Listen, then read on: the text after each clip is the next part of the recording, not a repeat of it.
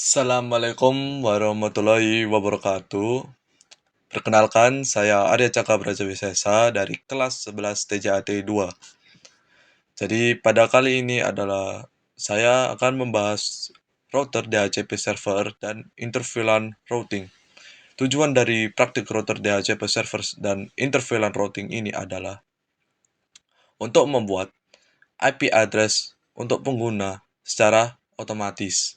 Kemudian untuk interVLAN routing itu digunakan untuk membagi jaringan agar tidak mengganggu trafik data yang lainnya. Oke, kita akan masuk bab selanjutnya, penjelasan topologi.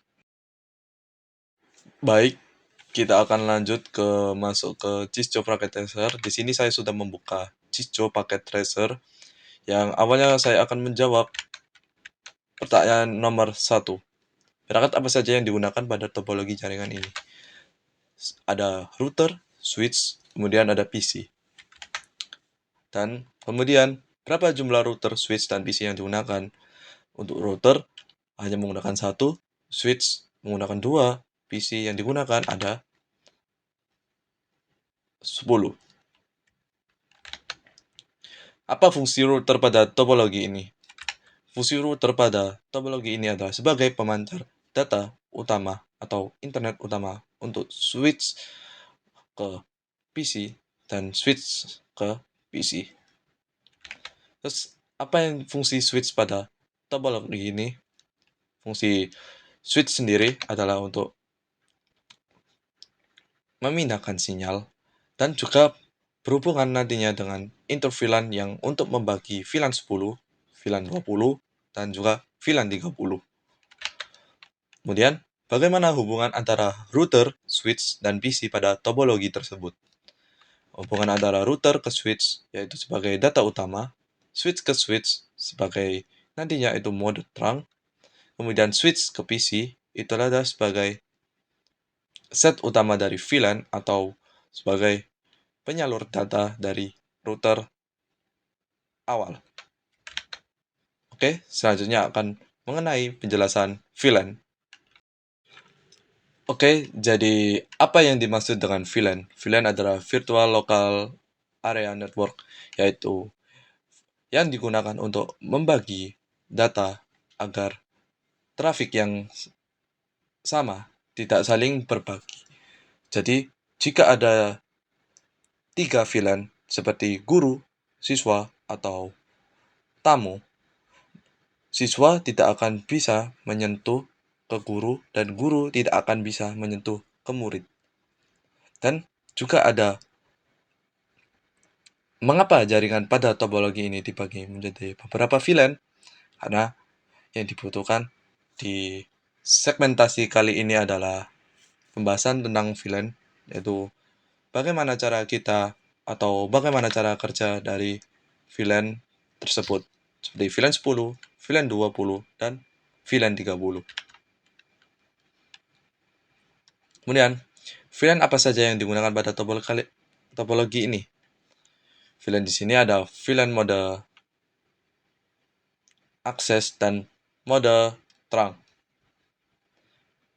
Kemudian, apa keuntungan menggunakan VLAN dalam jaringan? Seperti yang saya sebutkan tadi dalam penggunaan VLAN dalam jaringan, yaitu untuk membagi data agar tidak berbarengan trafik yang sama.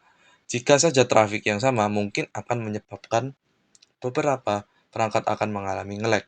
Jika guru, contoh seperti guru dengan murid, jika dalam satu jaringan tidak menggunakan VLAN untuk dibagi, maka trafik akan bersamaan yang menyebabkan akhirnya guru akan mengalami kelambatan atau siswa mengalami kelambatan.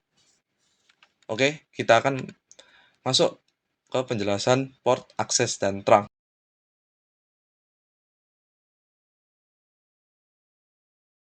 Jadi, apa yang dimaksud dengan port akses? Port akses adalah trafik atau lalu lintas dari switch yang hanya untuk satu VLAN saja. Jadi, hanya untuk satu spesifik dari divisi tersebut. Untuk kedua, port akses digunakan untuk menghubungkan perangkat apa? Ada PC, laptop, printer, dan juga CCTV, dan lain-lain.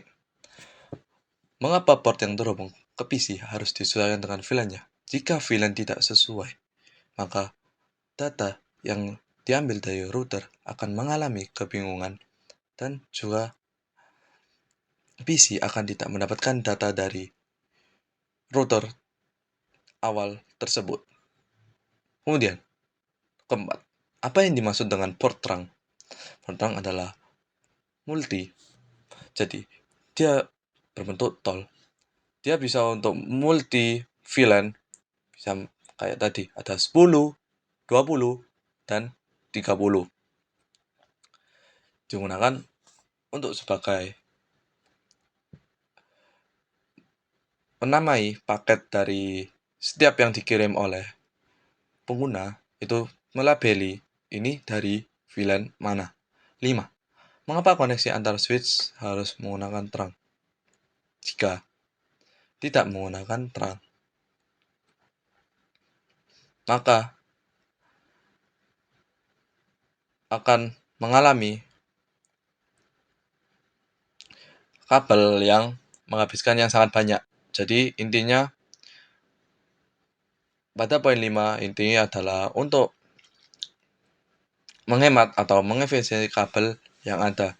Jadi tidak perlu menarik switch port 1 ke switch lagi. Jadi yaitu menghemat satu port saja dan akan menggunakan terang tersebut.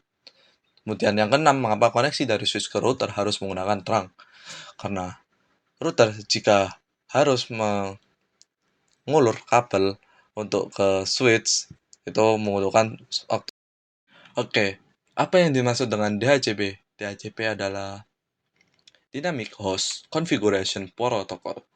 Dia digunakan untuk mengkonfigurasi secara otomatis IP untuk yang akan dibagikan ke PC nantinya.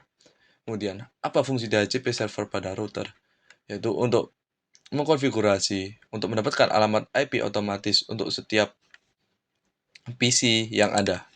Jika ini sebuah router, dia sudah di setting DHCP servernya, maka untuk PC 0, PC 1, PC 4, PC 5 akan mendapatkan IP address-nya secara otomatis. Jadi, kita tidak perlu memasukkan manual atau statik ke PC masing-masing. Kemudian ada mengapa setiap VLAN membutuhkan DHCP pool masing-masing? Karena VLAN membutuhkan DHCP pool masing-masing itu digunakan untuk mengatur range yang dibutuhkan pengguna. Jika ada 10 PC, maka cukup untuk DHCP pool diatur dalam 10. Karena agar menghindari over dari jaringan yang telah diatur. Kemudian 4. Apa keuntungan menggunakan DHCP dibandingkan konfigurasi IP manual? User tidak perlu mengonfigurasi IP manual yang sangat-sangat menghabiskan waktu, yaitu seperti untuk masuk ke panel, kemudian WiFi, kemudian IPv4, kemudian menjadi statik, dan harus mengatur manual, menyesuaikan dengan router atau TP-Link, yaitu jadi keuntungan dari menggunakan DHCP ini adalah menghemat waktu dan tidak meribetkan pengguna yang ingin menggunakan laptop atau PC secara cepat. Kemudian 5. Bagaimana cara mengetahui bahwa PC sudah mendapatkan IP dari DHCP? Kita bisa mengecek ke panel control atau yang disebut WiFi wireless connection, itu nanti di properties, kemudian ada IPv4, kita bisa klik 2 kali itu, kemudian di sana jika kita memencet yaitu dinamik atau dinamis, yaitu kita akan langsung mendapatkan IP address tanpa perlu kita menyeting statik. Oke, jadi kita akan melakukan pengujian koneksi yang nantinya akan masuk ke babak Cisco Packet Tracer.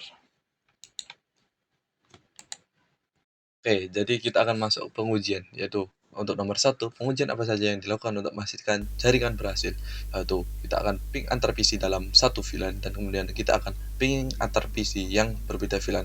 Bagaimana dari kedua hasil tersebut untuk memastikan jaringan itu berhasil, atau inter VLAN kita ya juga berhasil, telah kita lakukan. Untuk kedua, bagaimana cara melakukan ping antar PC? Kita bisa menggunakan komen ping dalam CMD, kemudian kasih IP yang ada di PC lainnya. Jadi misal ping 192.168.10.4. Jadi kita tinggal ping dan masukkan IP address yang dibutuhkan. Apa arti jika hasil ping menunjukkan reply? Maka ping berhasil dan PC kosong ke PC 1 berhasil memanggil atau terkonek secara tidak ada masalah. Kemudian apa arti jika hasil ping menunjukkan request timeout? Maka settingan belum benar atau masih ada salah dalam konfigurasi switch ataupun lainnya. Kemudian saya akan menunjukkan hasil pengujian ping antara PC dalam VLAN yang sama. Saya akan mempraktikkan secara sebentar untuk 5 dan 6.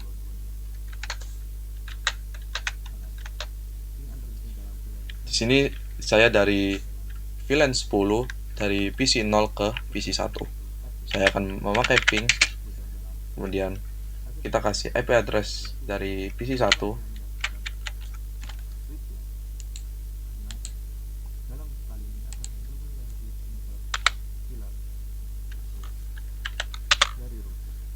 dan hasilnya terreply dan tidak ada loss yang ada. Jadi ini sudah benar-benar terhubung. Kemudian bagaimana cara kita akan lakukan nomor 6? Tunjukkan hasil pengujian antar PC yang berbeda VLAN.